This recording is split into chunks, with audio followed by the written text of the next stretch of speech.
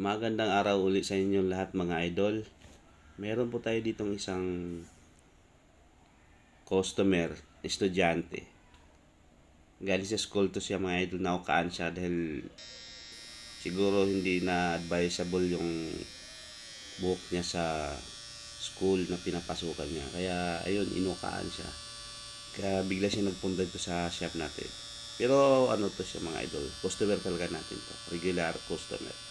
So, ito po ang gagawin natin. Habulin natin yung mataas kasi yung pagka-uka niya. So, umpisa na tayo. Gawa natin paraan para matanggal yung uka na yan.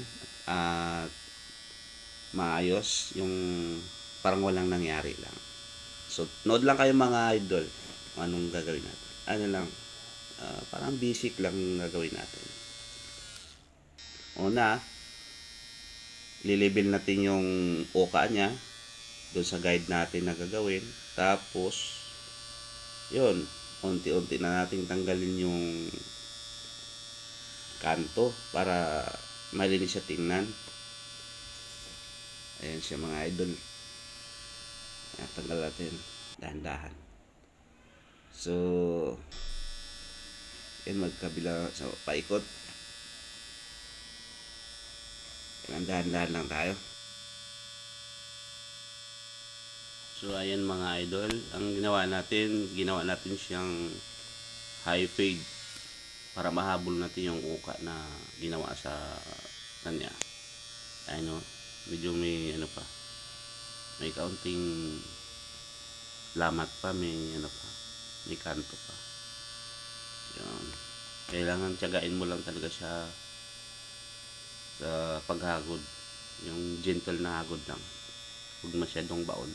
Kasi kung ibaon mo yung hagod mo, tataas yung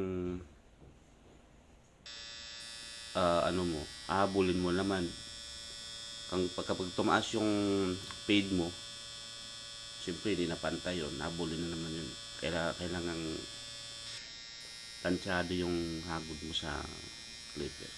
So ganyan mga idol, nakita nyo nakatagilid yung trimmer.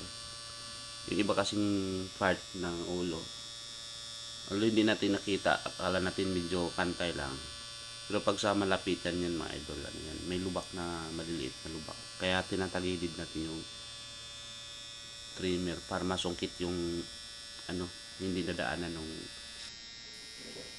yung clipper natin. Yan. So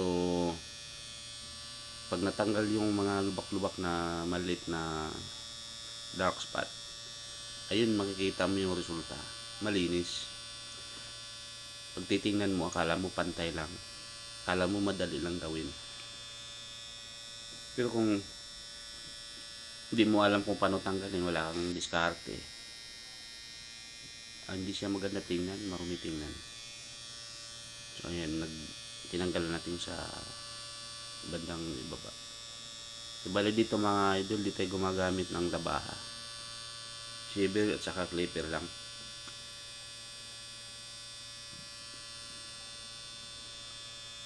Yung shaver kasi gagamitin natin mamaya mga idol, katumbas ng labaha yun. Ayan, ay ito yung shaver natin mga idol.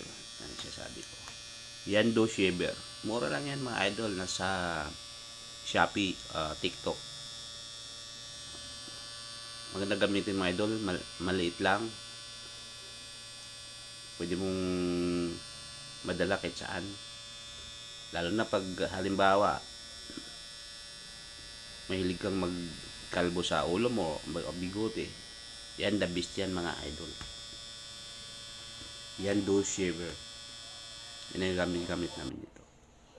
So ito, sa taas na tayo, ang ginagamit natin guide number 8 yan mga idol, para babagay siya doon sa gilid. Pero hindi lahat na shape ng ulo, texture ng buhok, babagay sa ba't ibang klaseng guide. Kailangan itantyahin mo, tingnan mo, analyze mo yung buhok, yung ulo ng customer bago mo Ang ginagawa namin mga idol, pag ganyang mixian na yung taas, nag-a-adjust kami. Halimbawa, ito na mga idol yung finish product natin. Ayos yung mga idol. Wala na yung kanto, malinis na. Paikot yan, malinis na yan mga idol. Goods na yan, goods na yan. So, yan, tuwang-tuwa yung ride natin. Thank you sa lahat ng mga nanonood. Until next video mga idol, abangan nyo. Upload tayo ulit. Thank you.